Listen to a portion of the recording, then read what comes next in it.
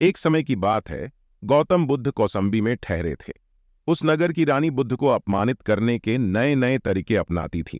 बात यहां भी खत्म नहीं होती थी। वो उनके पीछे लोगों को लगा देती थी और उन लोगों से कहती, बुद्ध को परेशान करो ताकि वो यह नगर छोड़ के चली जाए। और वो लोग बुद्ध का विरोध भी करते थे, लेकिन बुद्ध शांत ही रहते थे। वो किसी से कुछ नहीं कहते। ये सब उनका शिष्य आनंद देखता और परेशान हो जाता।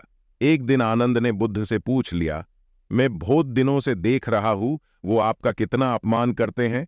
बुद्ध, क्षमा चाहूंगा, लेकिन जहां हमारा अपमान हो ऐसी जगह हमें नहीं रहना चाहिए। बुद्ध मुस्कुराए और बोले, आनंद, हम कहां जाएंगे? आनंद ने बुद्ध से कहा, कहीं भी जहां ऐसे लोग न हो। बुद्ध कहने लगे, अगर वहां इनसे भी ज्यादा परेशान करने वाले लोग मिले तो तब क्या होगा? वहां भी ऐसी ही परेशानियां बनी रहीं, तब क्या होगा? फिर कहां जाएंगे? और ऐसे कब तक भागते रहेंगे? आनंद, ऐसे लोगों का सामना हमें शालीनता से करना चाहिए, प्रेम से करना चाहिए। इस कहानी से हमें से यही सीख मिलती है कि हमें समस्या से भागना नहीं चाहिए, बल्कि उनका सामना करना चाहिए। तभी उन समस्याओं का अंत हो सकता है। अगर हम समस्या से भागते हैं तो समस्या और बढ़ी या खतरनाक हो सकती हो। घमंड छोड़ दें, तभी कुछ होगा। एक बार आनंद ने बुद्ध से कहा, भगवान, आप ऊपर बैठते हैं, बाकी सब नीचे क्यों? बुद्ध मुस्कुराए और बोले, मुझे एक बात बताओ, तुमने झरने से पानी पिया? आनंद बोला, है, वह पानी कैसे पिया? आनंद ने बोला, नीचे खड़े होकर। बुद्ध बोले, झरना कहां से बह रहा था? आनंद, कहां, ऊपर से। बुद्ध ने उत्तर दिया, सही कहा, ऐसे ही जब तुम प्रवचन सुनते तुम कथा का जल ग्रहण कर रहे होते हो, इसलिए वो जाल नीचे बैठकर ही मिलता है, जिससे तुम्हारे अंदर अहंकार का वास नहीं रहता है।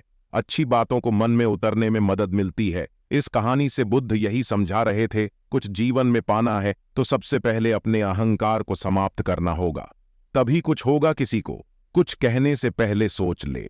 धम्माराम नाम का एक व्यक्ति बुद्ध का शिष्य था। वो किसी से ज्यादा बातचीत नहीं करता था और वो अपना काम पूरा करके एकांतवास में चला जाता था।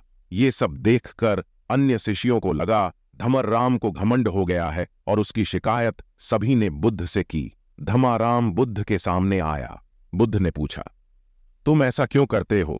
धम्माराम बोला, गुरुवर, अपने कहा कि कुछ दिनों के बाद आप ये संसार छोड़ दे दोगे। मेरे पास सीखने को क्या रहेगा?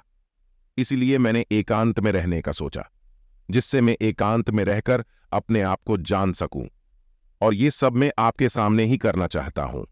बुद्ध ने सभी से कहा, तुमने सुना धम्माराम क्यों शांत रहता है? तुम सभी दूसरों की बुराई करते हैं, इसलिए सब तुमको अपने जैसे ही दिखते हैं।